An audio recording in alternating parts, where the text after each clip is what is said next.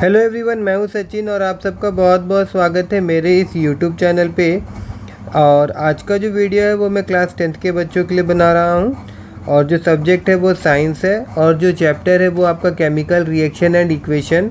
और जैसा कि हम लोग एक्सरसाइज क्वेश्चन कर रहे थे और एक्सरसाइज क्वेश्चन नंबर 10 तक हम लोगों का कवर हो चुका था।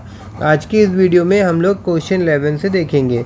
तो देखिए, सबसे पहला जो क्वेश्चन यहाँ पे है वो है Why are decomposition reaction called the opposite of combination reaction? Simple सा मैं बता दूं, क्योंकि कंपोजिशन रिएक्शन में क्या होता है, दो रिएक्टेंट जुड़ता है और डीकम्पोजिशन रिएक्शन में क्या होता है कि एक सिंगल रिएक्टेंट क्या होता है, टूटता है और अलग अलग सब्सटेंस बनाता है। मतलब प्रोडक्ट जो होता है वो दो से ज़्यादा बनाता है। ठीक है ना। इसी चीज़ को आप अपने लैंग्वेज में लिख सकते हैं।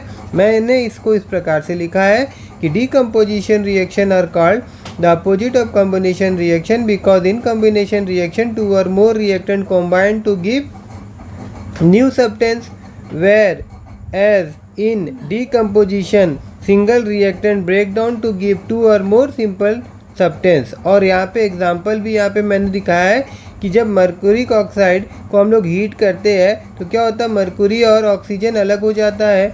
उसी प्रकार से ये डीकम्पोजिशन में होता है। और उसी प्रकार से कॉम्बिनेशन में क्या होता है कि जब हम लोग मैग्नीशियम को ऑक्सीजन के साथ में रिएक्ट करवाते हैं तो दोनों कॉम्बाइंड होकर एक नया सब्सटेंस मिलता है हम लोगों को, मैग्नीज ऑक्साइड। ठीक है ना।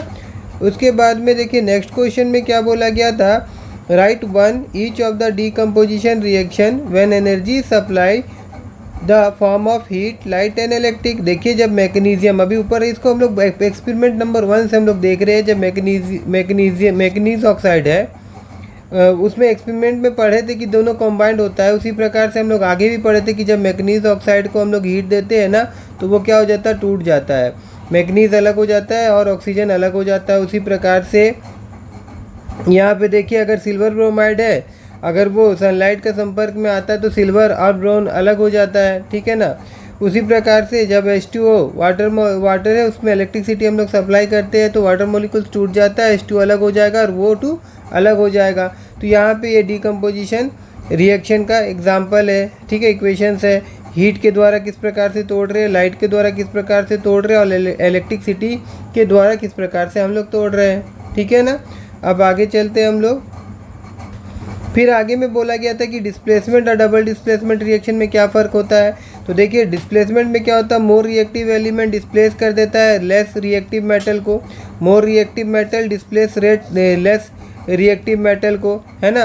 और डबल डिस्प्लेसमेंट में क्या होता है, two reactant in a solution exchange अपना क्या करता है, एक्सचेंज ऑफ देयर आयन। उन लोग क्या, उसमें क्या होता है, आयन्स का एक्सचेंज होता है, किसमें, डबल डिस्प्लेसमेंट में।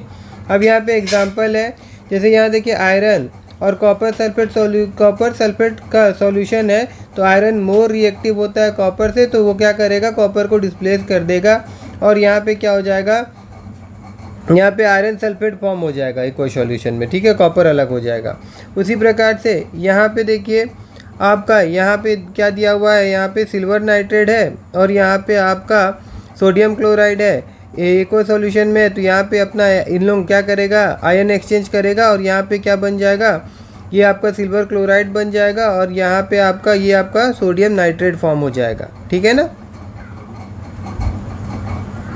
उसके बाद में देखिए, in the refining of silver the recovery of silver from silver nitrate solution involve displacement of copper metal, write down the reaction. देखिए क्या दिया हुआ है, यहाँ पे दिया हुआ है सिल्वर नाइट्रेट। तो ये देखिए सिल्वर नाइट्रेट को कॉपर के साथ रिएक्ट करवाया गया। कॉपर जो होता है वो सिल्वर से मोर रिएक्टिव है, तो वो क्या करेगा, यहाँ पे वो कॉपर सिल्वर को डिस्प्लेस कर देगा और उसका जगह खुद ले लेगा, जैसे यहाँ पे लिया है, और यहाँ कॉपर नाइट्रेट बन जाएगा और सिल्वर देखिए इस प्रकार से हम लोगों को अच्छा वाला सिल्वर क्या होगा, सॉलिड फॉर्म में मिल जाएगा। ठीक है ना। उसके बाद में देखिए प्रिसिपिटेशन रिएक्शन क्या होता है। देखिए, जब when two reactant in a solution react and one or more of the product is insoluble, जब रिएक्शन होता है सॉल्यूशन में तो क्या होता है कि नीचे में कुछ जम जाता है। हम लोग पढ़े भी है, बहुत सारा एक्सपेरिमेंट भी देखे इसका हम लोग। इसका एक एक्सपेरिमेंट हम लोग देखे थे कि जब barium chloride solution is added to an aqua solution of sodium sulphate. जब बेरियम क्लोराइड को सोडियम सल्फेट का सॉल्यूशन में हम लोग मिलाते हैं तो क्या होता था, वाइट प्रिसिपिटेटेड और बेरियम सल्फेट बनता था। मेरे बेरियम सल्फेट क्या होता था, नीचे जाके जम जाता था।